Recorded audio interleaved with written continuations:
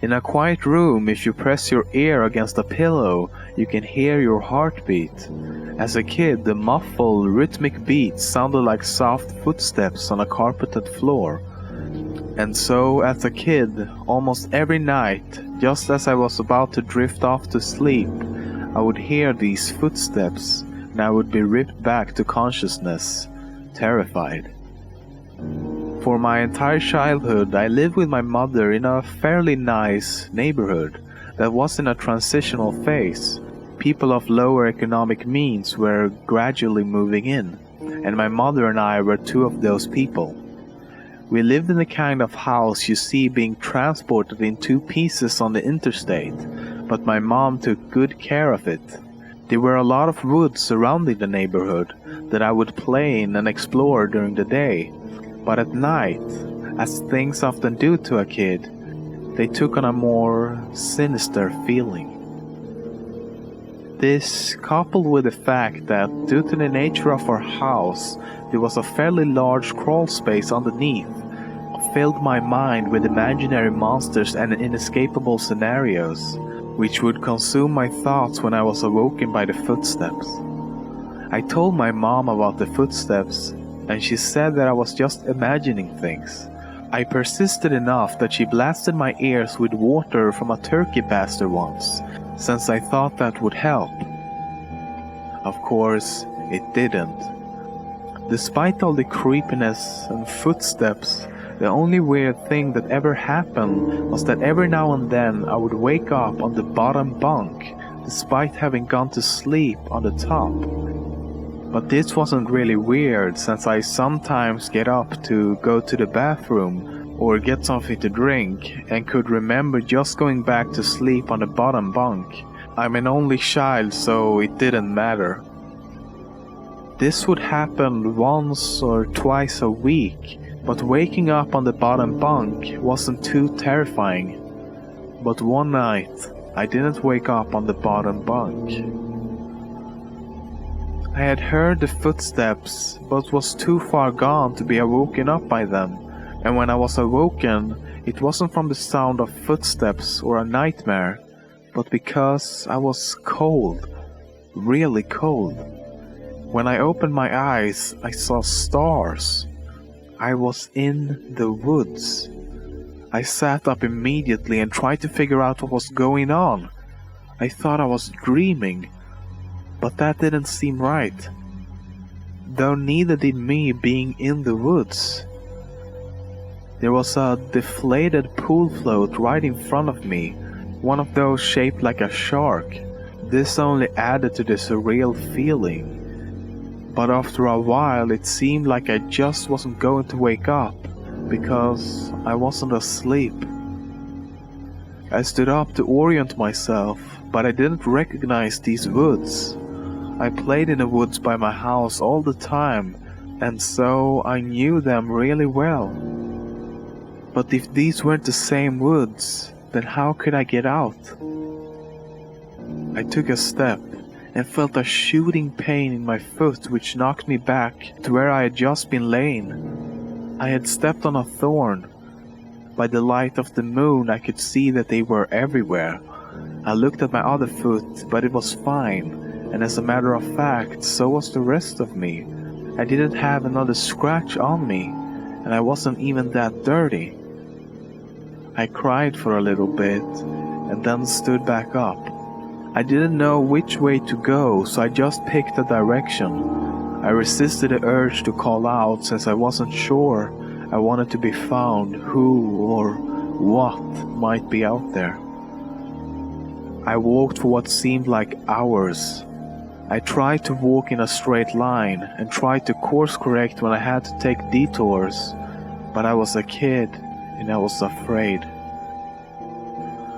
There weren't any howls or screams, and only once did I hear any noise that scared me. It sounded like a crying baby. I think now that it was just a cat, but I panicked. I ran veering in different directions to avoid big thicks of bushes and collapsed trees. And I was paying close attention to where I stepped because by that point, my feet were in pretty bad shape. I paid too much attention to where I was stepping and not enough to where those steps were leading, because not long after hearing the cry, I saw something that filled me with a kind of despair I haven't experienced since. It was the pool float. I was only 10 feet from where I had woken up. This wasn't magic or some supernatural space bending. I was lost. Up until that moment, I thought more about getting out of the woods than how I got in, but being back at the beginning caused my mind to swim. I wasn't even sure that these were my woods. I had only been hoping that they were. Had I run in a huge circle around that spot, or did I just get turned around and start making my way back? How was I going to get out?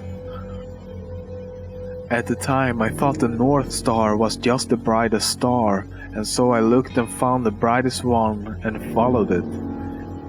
Eventually, things started to look more familiar, and when I saw the ditch, a dirt ditch my friends and I would have dirt cloth wars in, I knew I had made it out.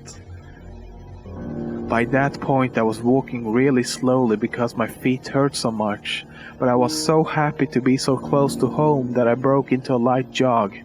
When I actually saw the roof of my house over a neighboring lower set house, I let out a light sob and ran faster. I just wanted to be home. I had already decided that I wouldn't say anything because I had no idea what I could possibly say. I would get back in the house somehow, clean up, and get to bed. My heart sunk as I rounded the corner and my house came full into view. Every light in the house was on. I knew my mom was up, and I knew I would have to explain or try to explain where I'd been, and I couldn't even figure out where to start. My run became a jog, which became a walk. I saw her silhouette through the blinds, and although I was worried about how to explain things to her, that didn't matter to me at the point. I walked up the couple of steps to the porch and put my hand on the doorknob and turned. Right before I pushed it open, two arms wrapped around me and pulled me back. I screamed as loud as I could, "Mom, help me, please, Mom!" The feeling of being so close to being safe and then being physically pulled away from it filled me with a kind of dread that is, even after all these years, indescribable. The door I had been torn away from opened and a flash of hope shot through my heart. But it wasn't Mom. It was a man, and he was enormous. I thrashed around and kicked at the shins of the person holding me while also trying to get away from the person who had just come out of my house. I was scared, but I was furious. "Let me go! Where is she? Where's my mom? What you do to her?" As my throat was stung from screaming and I was drawing in another breath, I became aware of a sound that had been present for longer than I had perceived it. "Honey, please calm down. I've got you." It sounded like Mom. The arms loosened and set me down, and as the man approaching me blocked out the porch light with his head, I noticed his clothes. He was a cop.